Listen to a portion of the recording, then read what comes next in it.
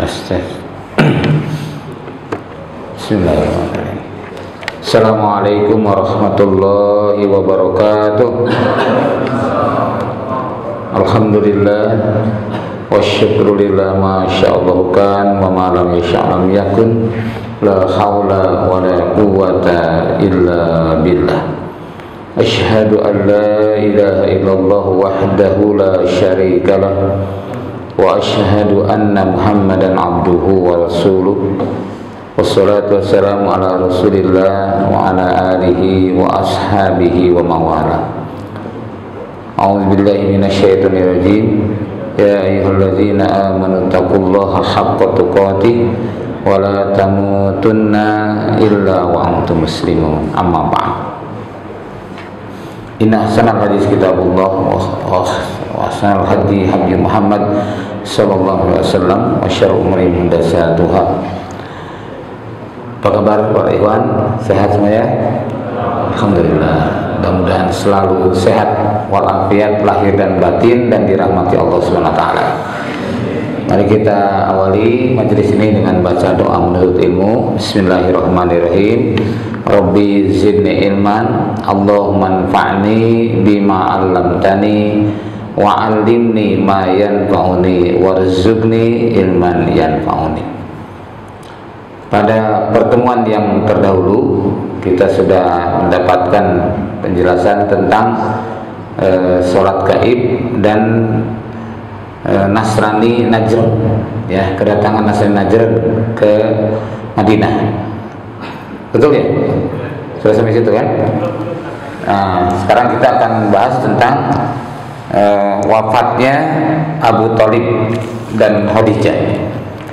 Sebelumnya saya informasikan karena ini penting terkait dengan perjalanan global Sumud Flotilla. Pernah dengar? Ini gerakan sipil terbesar abad ini yang melakukan perjalanan lewat laut untuk menembus atau mendobrak blokade Gaza. Jadi karena mau masuk ke Gaza itu diblokade sama Zionis Israel. Nah, gerakan sipil ini diikuti oleh sekitar 47 negara, ya, 47 negara yang kapalnya asalnya 77 yang dipersiapkan. Qadarullah banyak yang tidak layak untuk diberangkatkan sehingga hanya sampai 52 kapal yang berangkat, diikuti oleh kurang lebih sekitar 500-an orang, ya, dari 47 negara tadi. Nah, kemarin ketika sudah memasuki wilayah laut masih di laut internasional sebenarnya, Zionis Israel tidak berhak melakukan apapun sebenarnya. Jadi sudah dekat ke Gaza, tinggal belasan kilometer sebenarnya. Tetapi kemudian dihadang, sebagian bahkan kena serangan juga, ya, dengan drone, dan kemudian ada sekitar 500-an itu kurang lebih ditangkap, ya, ditangkapkan. Setelah ditangkap itu ada yang dideportasi, mereka yang tidak deportasi dipenjarakan, bahkan ditahan itu dalam kondisi yang sangat-sangat tidak wajar, gitu ya. Dalam kondisi yang sangat tidak wajar, dilakukan kekejaman, tidak diberi makan, tidak diberi minum sampai beberapa jam, gitu. Sampai kurang lebih mungkin sekitar hampir 2 hari malah ada yang tidak dikasih makan. Nah, itulah kondisi para relawan, para mujahid yang melakukan perjalanan mau ke Gaza.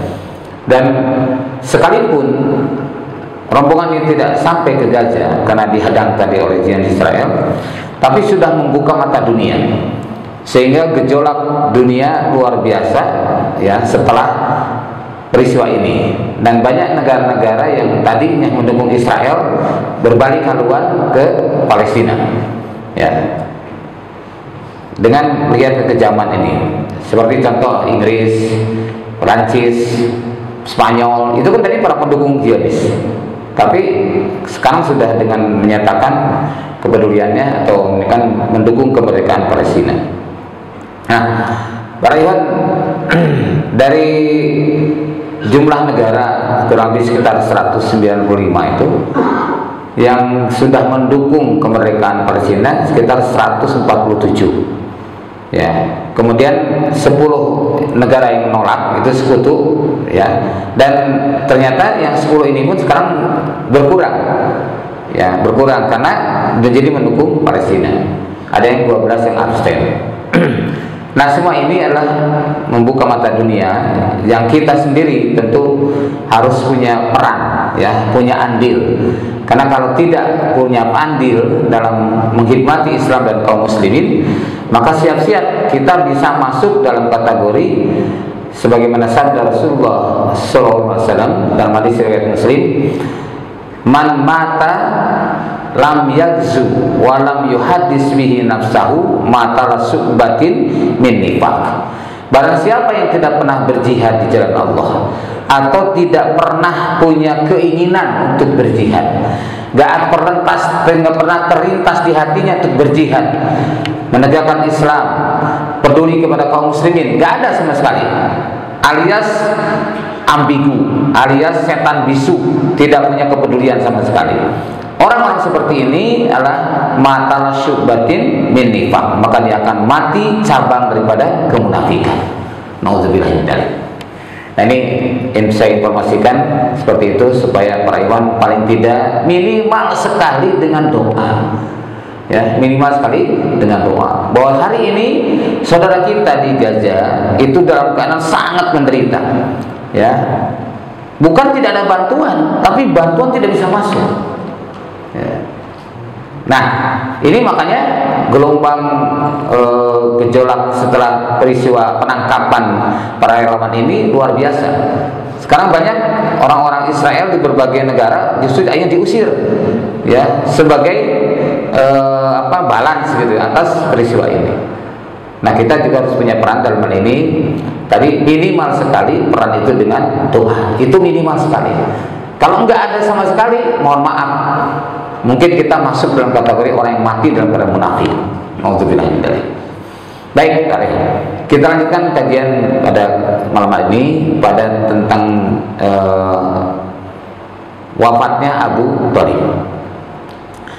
Saya katakan dulu bahwa dalam setiap misi dakwah dari sejak zaman Nabi Nuh sampai Nabi Muhammad SAW dan sampai hari ini, misi dakwah itu akan senantiasa disertai dengan orang-orang yang mendukung, ya, orang-orang yang menolak, dan orang-orang yang tidak ada respon, gitu ya.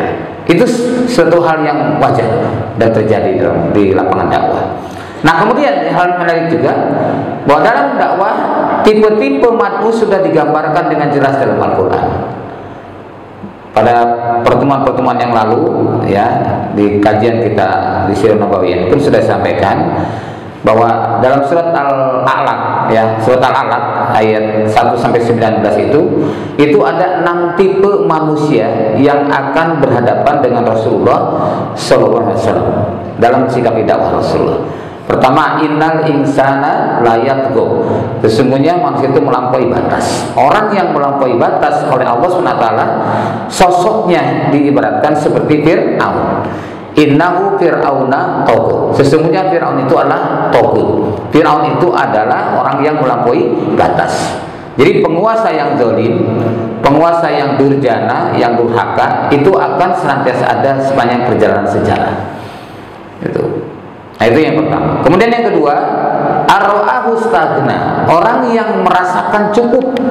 Inilah sosok seperti Abu Lahab, seorang pembesar yang dia merasakan cukup dengan hartanya, dengan kiprahnya, sehingga ketika disampaikan dakwah kepada dia, ya, Abu Lahab langsung menyatakan tabbanaka ya Muhammad, celaka engkau wahai Muhammad, alihada jamatana, apakah untuk ini kami dikumpulkan oleh engkau?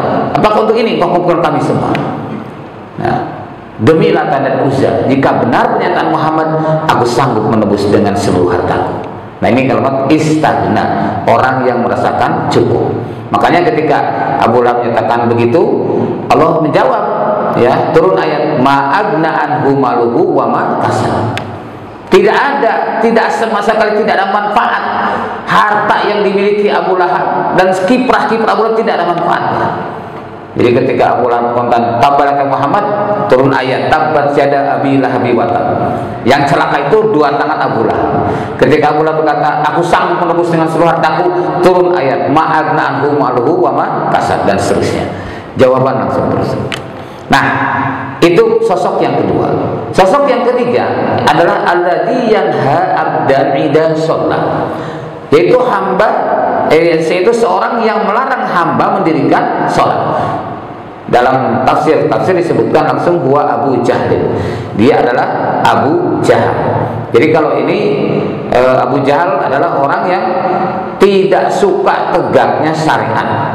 Termasuk dalam hal ini tidak suka terhadap orang yang sholat. Jadi akan ada sebenarnya sejarah seperti itu. Akan ada tokoh-tokoh yang tidak suka melihat orang melaksanakan syariat. Nah, itu sosok Abu Jahal.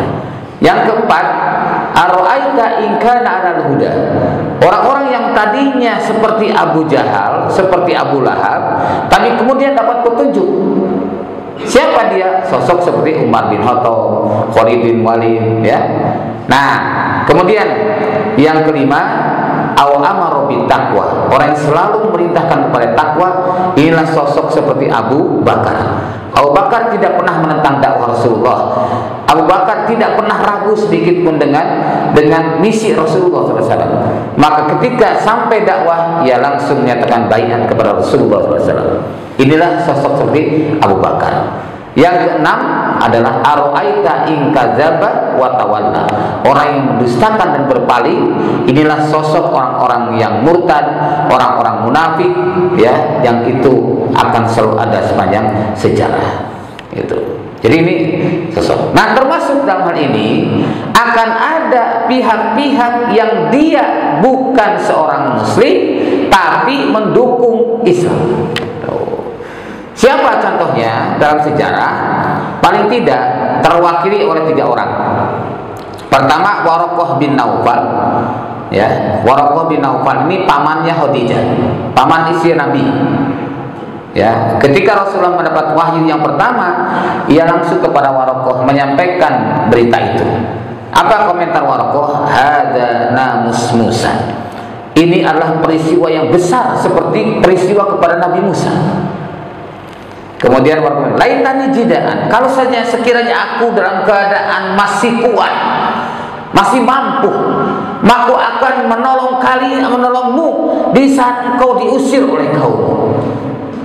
Maka Rasulullah tentang al-mukhrijihu, apakah mereka akan mengusirku? Kata Waraqah, tidak ada orang yang seperti engkau membawa misi yang seperti yang engkau bawa kecuali akan diusir oleh kaumnya.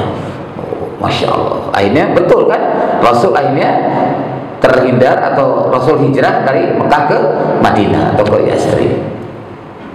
Nah, ini Waraqah. Yang kedua, Abdullah bin Uraikid.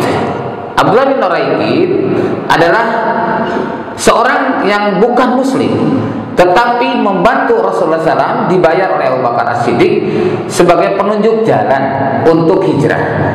Maka Rasulullah mengambil jalan yang tidak biasa ditempuh oleh manusia pada umumnya. Beliau menempuh jalan sampailah ke Gua Sur. Nah, itu yang menuntun itu Abdullah bin Uraikid, bukan muslim. Nah, yang ketiga, Abu Thalib. Inilah paman Rasulullah SAW yang merawat beliau sejak kecil setelah Abdul Muthalib meninggal. Dilanjutkan oleh pamannya Abu Thalib. Paman Abu Thalib ini sangat sayang, sangat cinta pada Rasulullah SAW.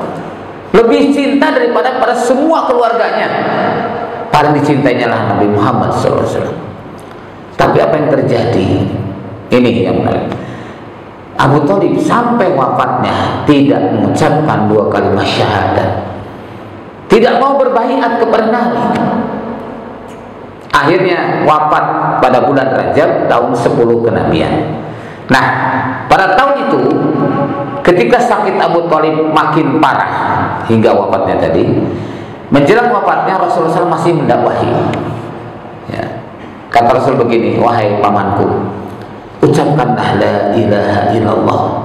kalimat yang akan aku jadikan hujah, jadikan alasan untuk membelamu kelak di hadapan Allah. Abu Jahal dan Abdullah bin Abi Umayyah yang juga menyaksikan saat Abu Thalib mau meninggal, ia kemudian memotong dan berkata, wahai Abu Thalib, sudah bencikah engkau kepada agama Abdul Muthalib? Bahasanya gitu. Sudah bencikah engkau pada agama Abdul Muthalib? Maksudnya kalau dilanjutkan, kenapa harus ikut pada agama anakmu atau keponakanmu? Sudah, kita berpegang saja pada agama Abdul Muthalib, gitu ya. Nah, maka keduanya terus mendesak Abu Thalib untuk mengucapkan kalimat terakhirnya, hingga kalimat terakhirnya itu terucaplah, aku masih tetap dalam agama Abdul Muthalib. Artinya tidak masuk Islam. Nah, Rasulullah SAW sangat bersedih dengan kematian pamannya yang sangat dicintainya, yang telah merawatnya sejak kecil, melindungi dan membelanya dari tindakan musyrikin Quraisy. Nah, maka kemudian setelah Abu Thalib wafat, Rasulullah bersabda begini, sungguh aku akan memintakan ampun untukmu selama aku tidak dilarang melakukannya. Jadi ungkapan itu disampaikan pada Abu Thalib yang sudah wafat. Aku akan memintakan ampun kepada Allah. Maka turunlah ayat Allah, a'udzubillahi minasyaitonirrajim, maka nalin nabi, tidaklah pantas bagi seorang nabi, walladzina amanu, dan orang-orang yang telah beriman, ayastaghfiru, memohonkan ampun, lil musyrikina, bagi orang-orang yang musyrik, walau kanu uli kurba, walaupun keadaan mereka itu adalah saudara-saudara terdekat, keluarga terdekat, apakah itu bapak, apakah orang tua, apakah itu anak, saudara, paman dan sebagainya, tetap gak pantas seorang nabi dan orang beriman memintakan ampun bagi orang yang musyrik. Min ba'di ma tabayyana lahum, setelah datang penjelasan, setelah jelas bagi mereka, annahum ashabul jahim, bahwa sesungguhnya mereka adalah penghuni neraka jahanam. Ayat ini di 113. Di 114-nya Allah juga mengingatkan tentang sikap Nabi Ibrahim, karena hampir sama. Nabi Ibrahim ketika bapaknya Azar itu mau meninggal, Ibrahim berkata, bahwa aku akan memintakan ampun kepada Allah. Dia janji kepada bapaknya. Maka ayat ini dilanjutkan, wa maka istighfaru Ibrahim, tidaklah pantas, tidaklah seorang Nabi Ibrahim memohonkan ampun kepada Allah SWT untuk bapaknya, li abihi, untuk bapaknya, illa an mau'idatin wa'adaha iyyahu, kecuali karena janji yang telah diucapkannya, dan Nabi Ibrahim menunaikannya satu kali saja. Setelah itu, falamma tabayyana annahu aduwwul lillah, setelah datang jelas bahwa bapaknya itu musuh Allah, tabarra'a minhu, Nabi Ibrahim berlepas diri daripadanya. Ini menjadi sebuah pelajaran berharga buat kita.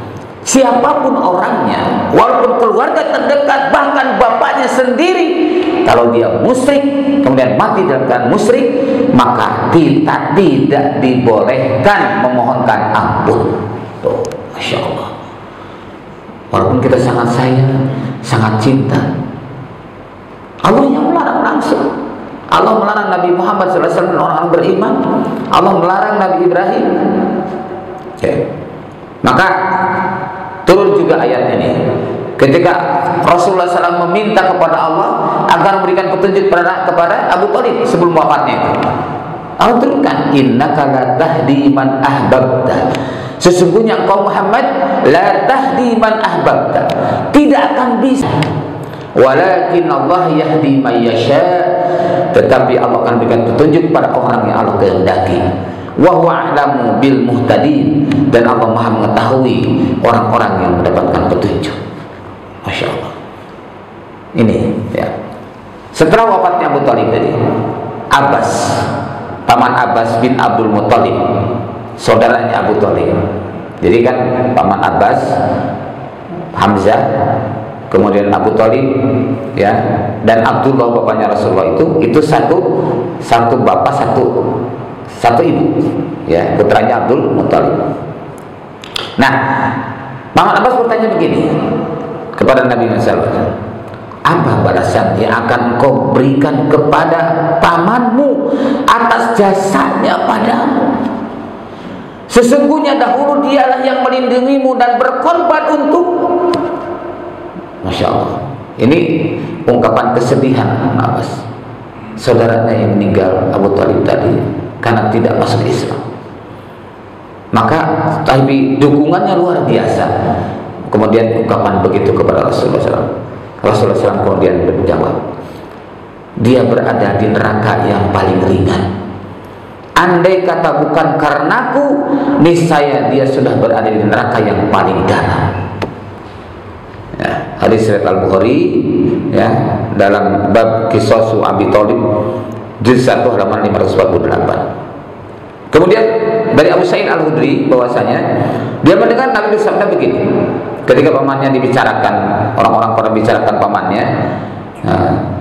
Rasul bersabda begini, semoga saja syafaatku bermanfaat baginya pada hari kiamat. Lalu dia ditempatkan di neraka yang paling ringan, yang ketinggiannya mencapai 2 mata kaki saja. Artinya api neraka itu hanya sampai pada tingginya mata kaki. Jadi telapak kaki sampai mata kaki, yang dalam riwayatnya disebutkan bahwa itu saja mendidih otaknya itu. Ya, Masya Allah. Itulah paling ringan. Nauzubillah min dzalik. Nah, para rahimakumullah, maka dalam setiap perjalanan sejarah dakwah, misi dakwah itu akan senantiasa disertai dengan orang-orang yang tadi, termasuk adanya pendukung yang dia tidak menjadi pengikut, mendukung secara moral, mendukung secara material, tapi secara akidah tidak, seperti Abu Thalib. Nah, ini berbeda dengan istrinya, yaitu Siti Khadijah. Siti Khadijah pada tahun ke-10 kenabian, 3 tahun setelah pemboikotan di Si'im, ya, Si'im Abu Thalib itu, Rasulullah kan diboikot 3 tahun itu. Kemudian Siti Khadijah setelah itu wafat 3 tahun setelah itu, 2 atau 3 bulan setelah wafatnya Abu Thalib. Jadi bulan Rajab, 2 atau 3 bulan kemudian Siti Khadijah wafat. Maka otomatis disebutlah tahun itu disebut Amul Huzni, yaitu tahun kesedihan, karena 2 tokoh yang mendukung dakwah Rasulullah SAW dipanggil Allah SWT. Hanya yang satu adalah istrinya sendiri, orang yang pertama beriman, yang 2 adalah pamannya sendiri tapi tidak beriman sampai akhir hayatnya. Masya Allah. Nah, Rasulullah SAW sangat berduka atas wafatnya Khadijah. Baru saja ditinggal oleh pamannya, tidak lama kemudian sudah ditinggal pula istri yang sangat dicintainya. Nah, karena beberapa keistimewaan, ya, kenapa Rasul begitu istimewakan Khadijah? Karena keistimewaan luar biasa. Pertama, Siti Khadijah itu sangat mencintai Rasulullah SAW, sehingga dalam kondisi suka dan duka tidak pernah sedikit pun kurang rasa cintanya kepada Rasulullah SAW. Yang kedua, paling dahulu beriman dan berbaiat kepada Nabi. Ya. Jadi ketika Rasul menyampaikan dakwah pertama setelah turun, ya, perintah ya ayyuhal muddatsir qum fa'anzir wa rabbaka fakabbir wa siyabaka fatahhir wa rujza fahjur wa la tamnun tastaksir wa li rabbika fasbir. Setelah turun ayat itu, maka Rasul berdakwah. Yang pertama, teman sekasurnya, dan terus baiat pertama, yaitu Siti Khadijah binti Khuwailid, istrinya sendiri. Setelah itu kemudian baiatlah Zaid bin Haritsah, anak angkatnya. Lalu kemudian Ummu Aiman adalah khodamnya, pembantunya. Kemudian Ali bin Abi Thalib, sepupunya, dan Abu Bakar, sahabat setianya. 5 orang ini telah mewujudkan jamaatul muslimin pertama kali di Mekah, yaitu imamnya Rasulullah, makmumnya 5. Itulah jamaatul muslimin. Karena disebutkan seperti oleh Imam Asy-Syatibi, pengertian al-jamaah yaitu jamaatul muslimin apabila di tengah-tengah mereka diangkat seorang amir atau dibaiat seorang amir. Nah, itu yang terjadi. Maka walaupun 5 orang tetap disebut jamaatul muslimin. Nah, kemudian Khadijah paling dahulu beriman dan berbaiat, pun paling membelanya dari gangguan orang-orang jahiliyah. Jadi masya Allah luar biasa ya, Khadijah ini paling membela Rasulullah SAW dalam kondisi Rasul diganggu oleh orang jahiliyah, beliau paling membela. Kemudian yang memberikan keturunan 6 orang putra dari Khadijah, putra putri. Pertama Al-Qasim, dia anak tertua, maka Rasul sering disebut dengan Abul Qasim. Kemudian Zainab, Ruqayyah, Ummu Kulsum, Fatimah, Zahra, dan Abdullah.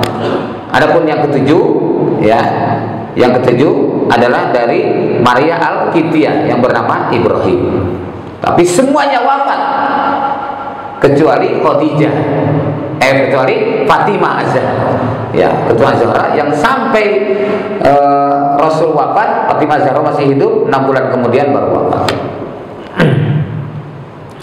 Kemudian Khadijah mengorbankan semua hartanya yang berlimpah. Sampai ketika habis hartanya Khadijah bersedih. Bukan sedih karena habis hartanya, tapi sedih tidak bisa lagi mendukung Rasulullah SAW dengan harta yang selama ini dimilikinya, karena sudah habis. Masya Allah. Mungkin kalau istri-istri kita gimana tuh? Apa begitu? Ya, tentu beda ya. Nah, ini makanya istri pun harus didorong supaya punya sikap seperti Khadijah. Mau bapak punya istri seperti Khadijah? Mau tidak? Nah, kalau ingin istri seperti Khadijah, kitanya harus seperti Rasul. Ya, karena Allah tidak salah pasang kan?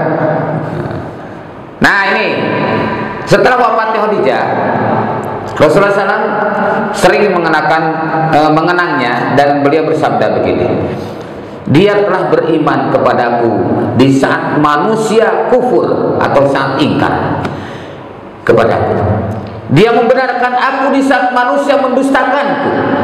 Dia berikan hartanya kepadaku di saat manusia tidak memberikannya harta kepadaku. Allah mengkaruniakan anak darinya sementara tidak menganugerahkan dari istri yang lain. Ya. Kemudian dalam Sahih Al-Bukhari, Abu Hurairah radhiyallahu anhu meriwayatkan Jibril alaihissalam mendatangi Rasulullah SAW mengenai Khadijah. Kata Jibril begini, wahai Rasulullah, inilah Khadijah. Dia telah datang dengan membawa bejana, di dalamnya ada lauk pauk, makanan dan minuman.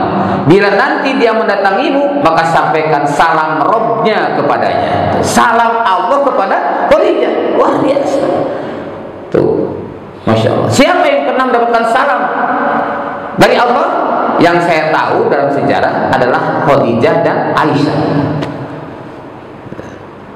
Jadi disampaikan gitu. Serta beritakan kepadanya kabar gembira perihal istana untuknya di surga yang berbuat dari mutiara, yang tidak ada kebisingan maupun rasa di dalamnya. Nah, kalau Aisyah salam dari malaikat Jibril. Ini Khadijah salam dari Allah. Masya Allah, luar biasa. Makanya ketika Rasulullah SAW sering menyebut-nyebut nama Khadijah setelah menikah, kan setelah wafatnya dengan Khadijah itu Rasul menikah dengan Saudah binti Zam'ah dan kemudian dengan Aisyah. Jadi dua istri. Nah, sering menyebut nama Khadijah, Aisyah sempat cemburu. Sampai ungkapannya nggak nyaman gitu pada Rasulullah. Hanya kata Rasulullah, kalau Khadijah itu beriman kepadaku di saat orang-orang tidak beriman. Ya, diceritakan kebaikan-kebaikan tadi. Akhirnya Aisyah pun merasa tidak selevel dibandingkan dengan Khadijah. Tuh, masya Allah. Inilah perihal. Jadi itu ya gambaran tentang wafatnya Abu Thalib dan wafatnya Khadijah. Dalam setiap misi dakwah akan selalu ada seperti itu. Nah, ini saya tahdus binikmah. Ya, pertama, saya mengalami hal-hal semacam ini. Artinya dia mendukung dakwah, tetapi dia pun tidak bersama kita. Artinya hanya mendukung secara moral atau secara material, tapi tidak mau ikut bareng-bareng melaksanakan syariat yang kita laksanakan. Itu ya. Jadi perjalanan jadi setelah ini saya pernah kesulitan. Waduh, gimana nih? Keuangan saya menipis, ATM pun tipis, sementara perjalanan dakwah masih panjang. Nggak pernah kita menegakkan tangan kepada manusia, ya, kita hanya menegakkan tangan kepada Allah. Nggak pernah kita minta, karena kita yakin dengan sabda Rasulullah SAW, yadul ulia khairu minal yadi sufla, tangan di atas lebih baik daripada tangan di bawah. Maka ternyata tiba-tiba Pak, udah tring katanya ada apa, transfer mas. Bahasanya begini, Ustaz, saya ikut menguatkan dakwahnya. Saya ikutan untuk membantu dakwah Ustaz. Berkering lagi, masuk lagi. Masya Allah. Itulah akhirnya berjalan lagi. Dan itu sering dialami dalam perjalanan sejarah. Termasuk ketika saya pulang dari Ambon tuh kehabisan ongkos Pak. Tapi ada saja pulangnya sampai saya bisa pulang ke sini. Nah itu ya. Jadi ini tahdus minimah bahwa kita harus siap ketika menghadapi medan dakwah, bahwa misi dakwah akan selalu didukung oleh kekuatan yang di luar dugaan kita. Karena Allah SWT adalah menunjukkan dalam surah Yunus ayat 103, haqqan alaina nunjil mu'minin, telah menjadi kewajiban atas kami menolong orang-orang mukmin. Jadi Allah mewajibkan dirinya. Coba kalau Allah mewajibkan dirinya, kira-kira kita ragu tidak? Ragu tidak kepada pertolongan Allah? Yakin Pak, jangan sedikit pun ragu. Maka yang terpenting evaluasi, benar tidak risalah yang kita sedang perjuangkan itu. Karena kalau tidak benar, maka kita pun berat tanggung jawabnya di hadapan Allah. Itu yang paling harus kita evaluasi. Tapi kalau kita benar, bismillah, apapun yang terjadi, Allah akan selalu berada di pihak kita. Wallahu a'lam bishawab. Demikian Pak Iwan. Silakan kalau ada yang mau tanya. Oh, sudah mau isya ya. Ya, silakan Pak. Usman apa? Kenapa? Tadi Ustaz bilang ada 3 orang yang kafir tapi menolong Nabi. Tadi kan Ustaz bilang ada 3 orang yang menolong. Iya. Kafir tapi menolong Nabi, termasuk Abu Talib ini kan? 3 orang itu. Pertama Waraqah bin Naufal. Nah iya, Waraqah bin Naufal kenapa dibilang kafir? Padahal ada hadisnya Nabi melihat. Maksud saya adalah yang bukan Muslim, yang tidak masuk Islam. Ya, artinya ada saja kadang orang-orang kafir juga menolong Islam. Nah, sosok Waraqah itulah pendeta Pak, pendeta yang tidak masuk Islam. Kalau yang kafir itu Abdullah bin Uraiqid. Ya. Tapi dia kan bukan Muslim. Tapi kan ada hadisnya dia ada di surga kata Nabi. Siapa tuh? Waraqah bin Naufal.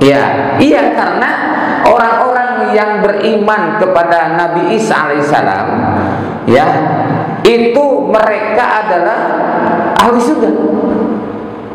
Tapi kalau sesudah datangnya dakwah dari Nabi Muhammad SAW, sekalipun di masa Nabi Isa dia yang paling beriman, tapi tidak beriman kepada dakwahnya Nabi Muhammad SAW, maka tidak dikatakan ahli surga.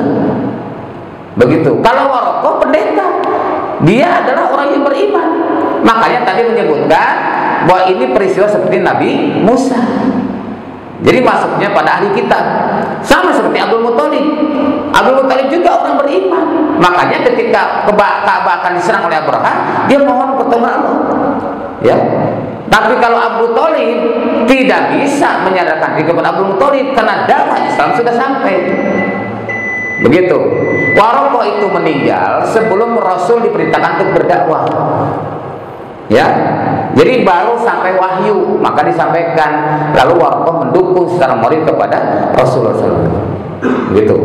Jadi maksud saya adalah orang-orang yang mendukung kepada Islam sepanjang sejarah akan ada orang yang kafir atau orang yang di luar Islam mendukung. Seperti tadi, Waraqah adalah pendeta. Nah, yang jelas kafir adalah Abdullah bin Uraiqid. Itu waktu itu dalam kondisi kafir.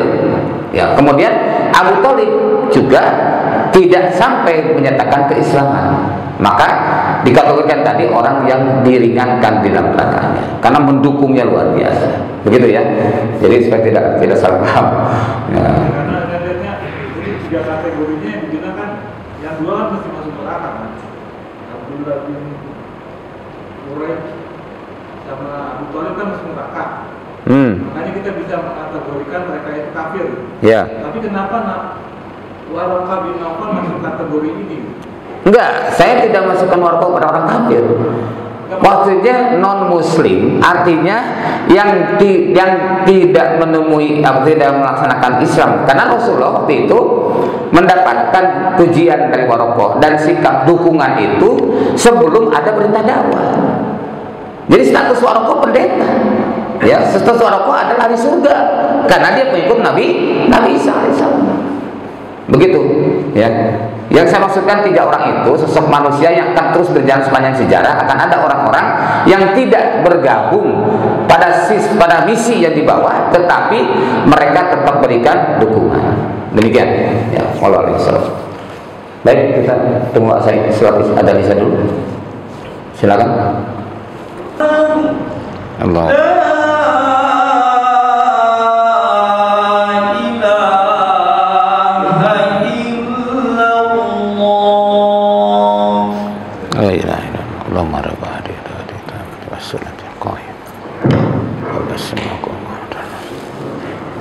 Masih ada yang mau bertanya? Silakan.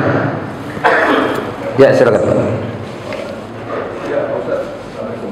Waalaikumsalam. Tadi ada bicara masalah wajib, ya. Makanya dalam surah Al-Quran kan surat 113 itu kan sebetulnya ditujukan kepada orang-orang musyrik ya Pak ya. Ya. Yang arti kita tidak akan pantas untuk nabi atau orang Ya. itu untuk Mendoakan. Sekarang pertanyaan bagaimana dengan orang kafir, orang-orang non muslim dan pada meninggal, apakah kita pantas juga mengatakan seperti kayak gitu? Apakah ada dalilnya? Ya. Kalau orang-orang kafir di ayat surat Al-Baqarah aja sudah disebutkan kan. Innal ladzina kafaru sawa'un 'alaihim a'anzartahum am lam tunzirhum la yu'minun. Jadi bahwasanya sesungguhnya orang-orang kafir itu kamu beri peringatan pada mereka atau tidak kamu beri peringatan pada mereka, mereka tetap tidak akan beriman. Kenapa? Khatamallahu ala qulubihim, Allah telah menutup hati mereka. Wa ala sam'ihim, Allah pun menutup atas pendengaran mereka. Wa ala absarihim, dan Allah menutup pada penglihatan mereka. Kemudian dalam surah An-Nisa ayat ke-140 disebutkan innallaha jami'ul munafiqina wal kafirina fi jahannama jami'a. Sesungguhnya orang-orang kafir itu, sesungguhnya Allah akan mengumpulkan orang-orang munafik dan orang-orang kafir dalam neraka jahanam mereka bersama-sama. Di dalam ini artinya, kalau di sini kalimatnya kenapa disebutkan orang-orang musyrik? Karena kalau musyrik, apakah setiap musyrik kafir? Tentu kemusyrikan ini bertingkat-tingkat. Ya, banyak sekali kemusyrikan yang sudah pernah saya sampaikan di sini. Paling tidak sekarang misalkan saya sudah sampaikan ada 11 macam kesyirikan. Contoh, yang pertama adalah al-asnam, kepercayaan kepada benda-benda, kepada patung.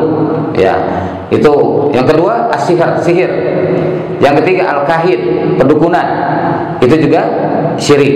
Kemudian yang keempat adalah at-tiyarah, at-tuyur, kepercayaan kepada hewan, kepada burung. Kemudian selanjutnya adalah an-nujum, perbintangan, ya, seperti zodiak, itu adalah juga syirik. Lalu kemudian itu at-tafarruq wa ta'assub, berkelompok-kelompok, memotong-motong agama jadi bergolongan dan bangga-bangga dengan golongan, itu juga syirik. Disebutkan dalam surah Ar-Rum ayat 31-32. Kemudian kultus individu juga syirik dalam surat At-Taubah 31. Kemudian mengutamakan hawa nafsu juga syirik. Jadi kalau untuk hawa nafsu habis-habisan, dia tidak kafir. Tapi untuk hawa nafsu habis-habisan, tapi untuk keimanan habis beneran. Sebenarnya itu juga masuk syirik. Ya, dalam surat Al-Jasiyah ayat 23. Kemudian orang tidak bayar zakat juga termasuk musyrik. Wa wailul musyrikin alladzina la yutuna zakat. Kecelakaan bagi yang musyrik, orang yang tidak menunaikan zakat. Jadi itu pun musyrik. Artinya kalau bicara syirik itu sifatnya lebih luas. Tapi kalau kafir itu ada kafir inad, ada kafir zini, ada kafir harbi, ya, ada kafir muahad, itu macam-macam. Kafir inad itu kafir yang menentang. Ada kafir zini, kafir yang dia kafir tapi berdamai. Artinya dia masuk neraka tetap di hadapan Allah, tapi di dunia tidak boleh diperangi. Tuh, itu kafir zini. Kalau kafir harbi sudah jelas dia masuk neraka, tapi di dunia dia juga harus diperangi karena kafir harbi, dia memerangi kita. Nah, ada kafir muahad, kafir yang terjaga dengan perjanjian, itu tidak boleh diperangi. Jadi begitu. Jadi kajiannya yang berbeda. Jadi kalau kesyirikan tadi begitu macamnya banyak, termasuk berbuat riya juga syirik kan? Betul nggak? Nah, itu. Jadi demikian Pak. Ya. Kalau bicara tentang syirik memang lebih luas. Jadi jawabannya kita tidak pantas juga untuk memberikan sanksi. Ya, betul. Jadi orang kafir pun tidak boleh. Kalau dia setelah mati. Tapi kalau masih hidup boleh kita doakan agar dapat petunjuk dari Allah.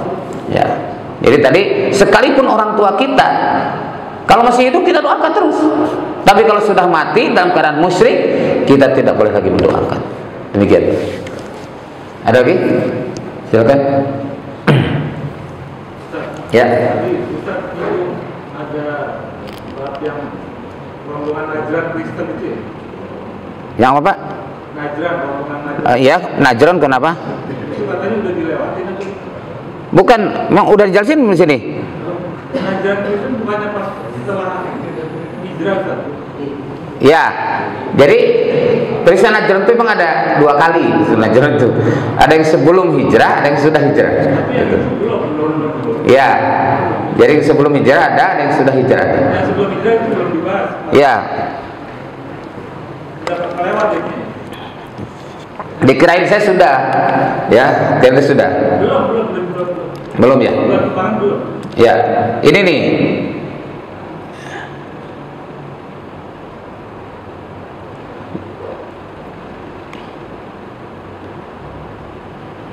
Ini dalam rentetan Khulasatul Yakin itu disebutkan utusan Nasrani Najran itu tahun ke-10 kenabian.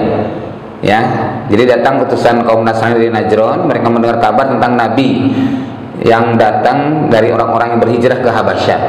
Mereka datang sejumlah 14 sampai 20 orang, lalu kemudian Rasulullah SAW membacakan Al-Quran kepada mereka, lalu mereka semua beriman. Dan Abu Jahal mengancam mereka jika masuk Islam dan berkata, kami tidak pernah melihat penunggang kuda bodoh dari kalian. Kaummu mengutus kalian, kalian mengetahui cerita tentang orang terdahulu, lalu kalian murtad dari agama kalian. Namun Nasrani Najran berkata, bagi kami apa yang kami pilih, dan bagi kamu yang kamu pilih, dan bagi kami yang kami pilih. Nah itu Nasrani Najran itu posisinya dari jarak Mekah ke Najran kurang lebih 849 km, ya, jadi 10 sampai 11 jam dengan mobil. Nah ini jarak Mekah ke Najran diperkirakan sekitar 800-an kilometer, dan jarak dari Najran ke Sana'a itu Yaman adalah sekitar 350 sampai 400 km. Jadi antara Yaman, Najran, kemudian Mekah. Tuh. Nah itulah posisi Najran itu salah satu komunitas di antara Mekah dan Yaman, itu ada posisinya Najran. Dari situlah mereka datang, ya, jadi sekitar 1100 sampai 1200 km. Nah ada ringkasan dialognya seperti ini, ketuhanan antara orang Najran menunjuk Rahib Abu Huraisah bin Alqamah Al-Aqib Abdul Masih dan Syed Hayham sebagai juru bicara. Mereka bahwa Isa adalah Allah, Isa adalah salah satu dari tiga Tuhan. Isa bisa menghidupkan orang mati, menyembuhkan orang sakit, menjelaskan hal yang gaib, menciptakan burung dari tanah, kemudian meniupnya hingga menjadi burung. Itu semualah tugas Allah, dan Allah menjadikannya sebagai bukti kekuasaan bagi manusia, kata Nasrani Najran. Nah, kemudian mereka berkata, jika Allah itu satu, aku berbuat, aku merintahkan, dan aku menciptakan, namun Tuhan itu adalah Dia sendiri, Isa dan Maryam. Semua pernyataan Nasrani Najran itu dibantah oleh Rasulullah SAW dengan surat Al-Imran ayat 1 sampai 80. Maka siapa Tuhan yang sebenarnya, kitab yang diturunkan, Islam sebagai agama pilihan, kisah tentang keluarga Imran, Nabi Zakaria, Maryam, tanggal lahiran Isa. Itulah yang terjadi saat itu. Nah kemudian setelah terbantahkan, kemudian Rasulullah SAW mengajak mereka masuk Islam. Maka mereka menjawab, kami telah masuk Islam. Kemudian Rasul bersabda, kalian belum masuk Islam. Mereka jawab lagi, sungguh kami telah masuk Islam sebelum kamu, kata Najron. Rasulullah berkata, kalian berkata dusta. Kalian terhalang masuk Islam karena mengatakan bahwa Allah mempunyai anak, karena kalian berdua menyembah salib, dan karena kalian berdua memakan babi. Rahib itu berkata, kalau begitu siapa ayahnya Isa? Rasulullah SAW tidak menjawabkan pertanyaan tersebut. Nah, lalu terjadilah kemudian peristiwa mubahalah nih dalam surat Al-Imran. Jadi siapa yang mubahalah ini adalah untuk menyaksikan siapa yang benar. Nah, baik. Jadi itu yang intinya. Lalu kemudian mubahalah itu yang benar akan dilindungi Allah, yang salah akan dilaknat Allah, gitu ya. Jadilah ini tidak boleh dilakukan sesama muslim. Ya, dulu pernah terjadi, saya dengar ada si ustaz pulan mubahalah, itu nggak sepantasnya. Itu dilakukan dengan orang-orang yang berbeda akidah. Nah, yang dari bagi sumber tentang akhir peristiwa mubahalah tahun 9 atau 10 Nabiat ya. Nah itulah Abu Harithah menolak Islam. Jadi di antara mereka akhirnya ada yang masuk Islam, ada juga yang menolak Islam. Ada yang masuk, ada yang menolak Islam. Begitu Pak akhirnya kurang lebih. Baik, demikian, mohon maaf sudah masuk waktu Isya, salat Isya. Alhamdulillah, mohon maaf bila niku kurang berkenan. Waalaikumsalam. Subhanakallahumma wa bihamdik, asyhadu an la ilaha illa anta, astaghfiruka wa atubu ilaik. Walhamdulillahirabbil alamin. Assalamualaikum warahmatullahi wabarakatuh.